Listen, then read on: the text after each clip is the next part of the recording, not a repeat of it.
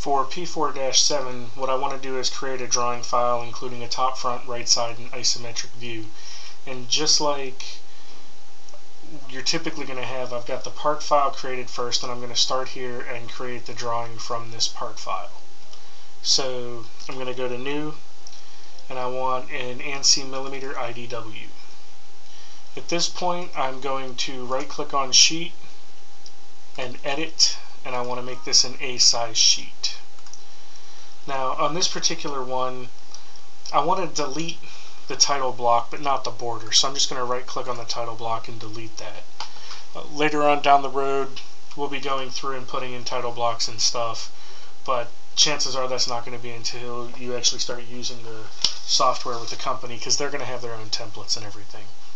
So I'm going to go to Base, and this should be my front view. So I'm going to put my front view, my right side view, my top view, and an isometric all on the sheet. Now, since the isometric is just for the purpose of being a pretty picture, I'm going to double click on that view, shade it, and then I'm going to change it to a scale of 0.5, because I don't need it to be very big and I don't need it to take up space. The next thing I want to do, and the reason that I'm demoing this one here, is because now I've got some circles and I may want to put some center lines through some of this stuff just so that it's a little bit easier to see. So I'm going to click on Annotate, and right here I've got my center line button. Well, it's center mark, but it can do lines and everything else. So I'm going to click on center mark, and I'm going to select this circle, and this circle, and I actually need to select this arc too to get it to come the whole way down. Now for the center line, I'm going to click on this, and I'm just going to select the midpoint of here and the midpoint of here so that I've got a center line on my object. So I've got everything on here that I need to have on here as far as center lines are concerned.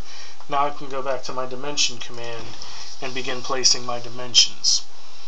So I know that the overall on this is 100, and this segment right here is 30. This segment right here is 40. This hole off of the back is 25. Off of the side it is 13. And it's going to be the same over here, 13 off of here and 25 off of the side. This one is kind of lined up, so we don't need a separate dimension for this. In fact, if we take a look at this, we can kind of see that all three of those holes are lined up. And if there's any doubt about it, you can actually just hover over the endpoints of those center lines, and you can extend them so that you can clearly see that everything is lined up across the board. So we'll go back to the dimension command. I know that I want to put in a 15 for here.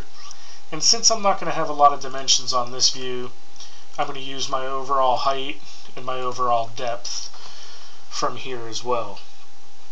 So I've got the 25, I've got the 15. I need the height for this piece right here, which is 30. I've got the overall height over here. This has a dimension on it of 20 centered. So when I click here to here and I bring this up, it just displays 20. If I say OK and then go back and double click on this, I can now type centered and say OK. I may want to put a space in there just to show some difference between the text and the actual object. So there we've got that centered. I've got my dimension for it down here, so I don't necessarily need that. We'll go back into the dimension command and pull this off. That is 15. So that's pretty much all the dimensions with the exception of the size of the holes. Now, in the book it calls out a diameter 20 through hole, a diameter 30 hole, and this one here isn't labeled. But what I want you to get into the habit of right now is not using the dimension command to label the holes.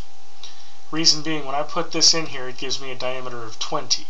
If I use hole and thread note, it gives me diameter 20 through. It's always going to be a lot easier to use the hole and thread note, because if it just says diameter 20, then I have to assume that it goes all the way through, and I don't really like to assume things too often. So we'll use the hole and thread note, and if it's a through hole, it'll actually call it out as a through hole. The difference I have here is this one needs to say 2 places, so I double click it, and I'm just going to come down here and put 2 places, and we'll say OK to that. So there you have the dimensions for this particular exercise. And again, what I want to do at this point is come up here to Export PDF and save it in the same folder that you have the rest of the files for this assignment in, and this PDF file is what you're going to be submitting for this week's exercises.